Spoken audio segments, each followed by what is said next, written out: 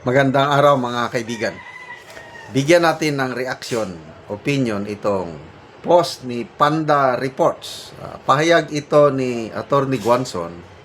Babala, warning niya kay PBBM at Martin Romualdez. Dito, Atty. Rowena Guanzon nangakong ipapakulong si BBM at Romualdez. Naglabas ng matapang na pahayag si Rowena Guanzon kung saan iginiit niya ang panawagan para sa pananagutan laban sa mga umano'y nasa likod ng malaking nakawan na matagal nang nagpapahirap sa bansa. Sa kanyang mensahe, sinabi niyang kung may mga opisyal na natatakot na iporsigi ang pagkakakulong ng mga responsable, handa siyang kumilos upang gawin ito. Direkta niyang binanggit ang mga pangalan ni Martin Romualdez at Bongbong Marcos sa kanyang pahayag na nagsasabing, "Get ready!" na tila isang hamon para sa pananagutan at masusing pagbusisi sa mga isyu ng katiwalian. Ang pahayag na ito ay mabilis na umani ng iba't ibang reaksyon mula sa publiko at nagdagdag sa patuloy na diskurso tungkol sa transparency, accountability at laban kontra sa korupsyon. O ito, yung exact statement ni Atty. Guanzon. Kung takot kayo, meaning itong administrasyong ito, kung takot kayo na ipakulong ang mga utak ng nakawan na nagpahirap sa bayang ito, hintayin nyo na lang ako gumawa. Martin Romualdez at Bongbong Marcos, get ready! Hamon. Sige. Alala ko tuloy yung pahayag ni Congressman Toby Chanco.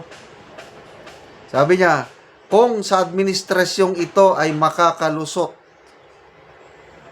si Martin Romualdez, if BP Sara wins in 2028, sigurado ako mananagot siya. Kaya maganda itong tambalan ngayon, BP Sara, Atty. Guanzon.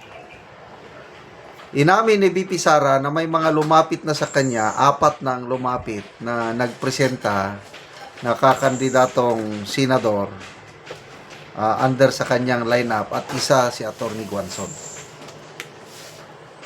So, I don't know sa inyo okay ba siya? Okay ba na sasama sa lineup ni BP Sara si Atty. Guanzon? O independent lang? Sa akin kasi, ang pananaw ko,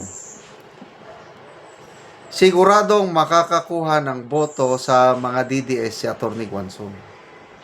Kahit hindi siya kasama sa line-up ni BP Sara. Maraming DDS na nag-uudyok kay Atty. Guanzon tumakbong senador. Ang kakamping, marami pa ring mga matitinong kakamping na galit sa mga Marcos, galit sa mga magnanakaw, galit sa korupsyon. So, para sa akin, mabuti si Atty. Guanzon, independent candidate lang siya. Total, may pera man siya mayaman sila. Kaya niyang tustusan ang kanyang kampanya. Kaya niyang mag-ikot. Ngayon nga, sa social media lang, ang daming gustong mag-endorse sa kanya. In-endorse na nga siya ni Eloy Bogris sa mga Bisaya. Ang daming mga Bisaya na content creators. Mindanao, Visayas, votes lang. Panalo na si Atty. Guanzon. Kaya, ang inaano ko is, para makakuha rin siya ng boto galing sa kakamping. Dahil maraming kakamping, yung mga matitino, na nandidiri na rin sa korupsyon na nangyayari sa Marcos Jr. administration. Kaya kung ang plataforma ni Atty. Guanzon is labanan ng korupsyon, ipakulong ang mga utak, Binabanggit niya, wala siyang takot. Bongbong Marcos, Martin Romualdez, kayo ang utak. Humanda kayo. Ipapakulong ko kayo once na nanalo ako. Nako. Baka siya ang mag-Blue Ribbon Committee chairman pag nanalo, di ba? O kahit sino sa kanila, ni Senator Marcoleta. At least magkatimbang na. Dalawang matitinik na abogado silang magpurso sa Blue Ribbon Committee ring. Adi, patay ngayon si Marcos at Romualdez pag nandyan na yung team up ng Marcoleta Guanzon. Di ba? So, ang gandang plataforma ito. Labanan mo, ipakulong mo ang mga ang daming nag-react. Sandali 25,000 ang nag-react. 12,000 ang nag-like. Nag-like ako sa ni Atty. Guanzon. 9,700 din ang tumatawa. I believe ang tinatawanan si Bongbong at saka si Romualdez. Ayan Okay, so basa tayo sa mga comments. Wilson Tagnili, yes attorney, solid support, madami buboto sa iyo. Huwag mo pansinin mga comment ng negative, mga troll na yan. Sure ka ba na mananalo? Sabi ng isa, tingnan natin, Ray Obispo. Troll ata ito. Sa mga troll.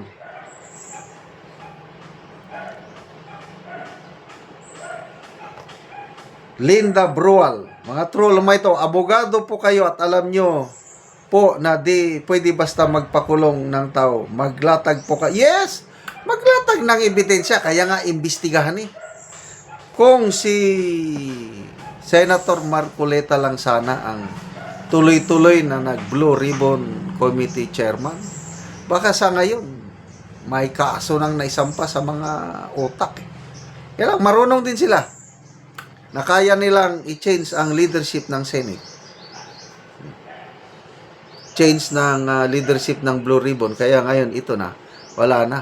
Alanganin ng Blue Ribbon. Yung initial, partial report ng Blue Ribbon Committee, 4 pa lang ang pumirma. Yung mga unang nakapirma, binawi nilang ilang pirma dahil ayaw nilang madamay. So, salamat, Atty. Guanzon. Sure kayo, panalo. Kaya aasahan namin magtulungan kayo kay BP Sara, tulungan kay Senator Marcoleta para mapakulong ang mga utak sa nakawang ito. Salamat mga kaibigan sa inyong pagsubaybay sa ating channel. Nakakatulong kayo ng maigi sa tribong Talaandig ng Bukidnon dahil ang sweldo natin sa channel na ito is pantulong po sa tribo. Namimigay tayo ng libreng yero at pako para makapagpatayo sila ng mas maayos na tirahan. Panoorin niyo ang video na ito. Muna ni ang among gihatagan o gero. So mag-atop na ni siya karon sa iyang balay.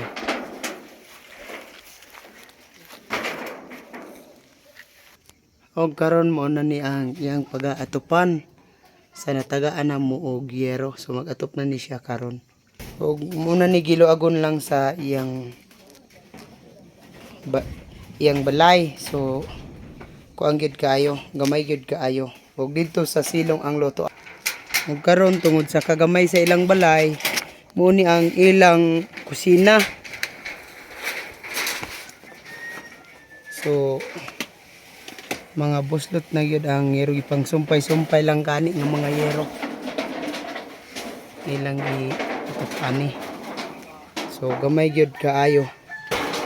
Tungod sa kagamay sa ilang balay, diri na sila sa naog magluto. Nani ang itsura sa iyang lutuan.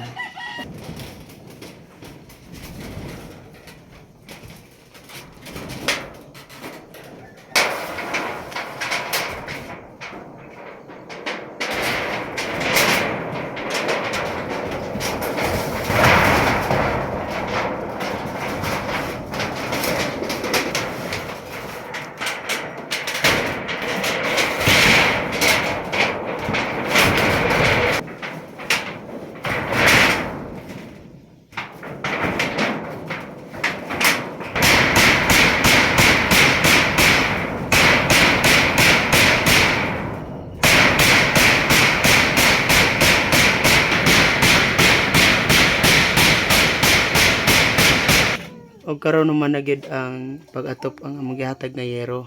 So di na gyud sila mo. Salamat sa Ginoo sa pag-atop namo sa tabang sa amo.